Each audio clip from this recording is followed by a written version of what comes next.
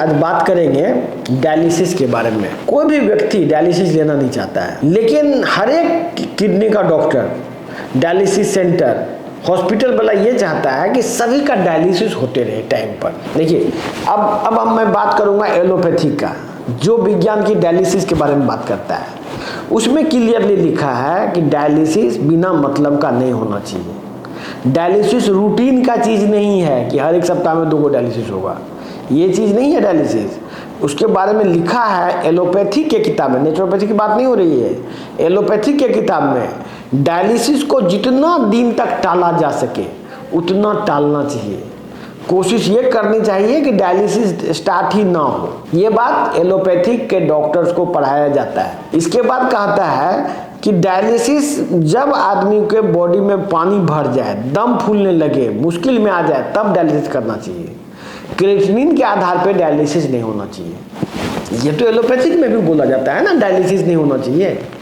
वही बात हम लोग भी बोल रहे हैं कि डायलिसिस नहीं होना चाहिए। प्रॉब्लम ये है कि कोई भी कॉमर्शियल आदमी जो कॉमर्शियल पर्पस से प्रैक्टिस करता है, जो कॉमर्शियल पर्पस के वजह से डायलिसिस सेंटर खोले हुए हैं, जो आदमी कि नेफ्रोलॉजिस्ट है, जिसको कि डायलिसिस और ट्रांसप्लांट से ही उसका लाइफ चलता है, वैसे लोगों के लिए कभी भी नहीं कहेगा आपको कि डायलिसिस मत कराइए। लोग ये कहता है, ये समझाया जाता है मरीज को कि यदि आपका किडनी खराब है तो उसका अल्टरनेट डायलिसिस है।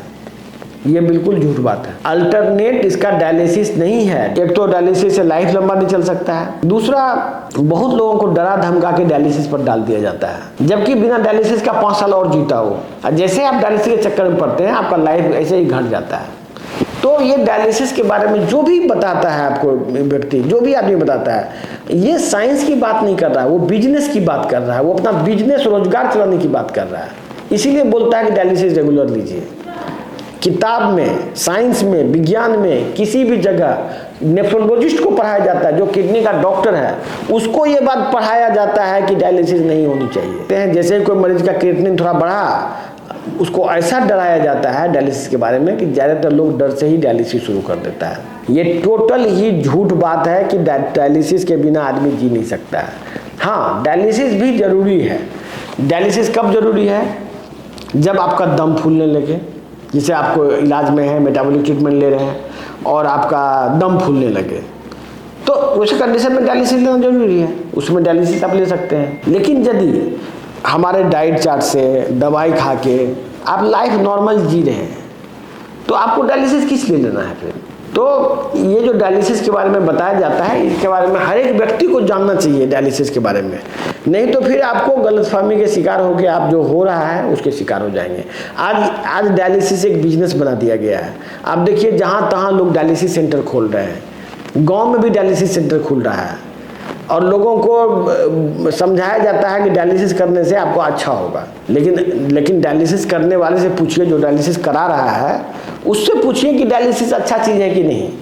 वो खुद ही बताएगा आपको कि डायलिसिस बेकार चीज़ है, नहीं कराना चाहिए। डायलिसिस कराते वक्त ज़्यादातर लोगों का शरीर में पानी भर जाता है, उसका दम 24 घंटा फूलता रहता है, और उसका जब ऐसे करते करते अचानक ही उसकी कभी भी डेथ हो जाती है। इवन डायलिसिस करने के दौरान भी किसी भी आदमी की डेथ हो सकती है। इसीलिए यदि आप अपने लाइफ को लंबा जीना चाहते हैं, तो आप अपने लाइफ को कंट्रोल कीजिए, आप अपने लाइफ को बेहतर बनाने की कोशिश कीजिए। धन्यवाद।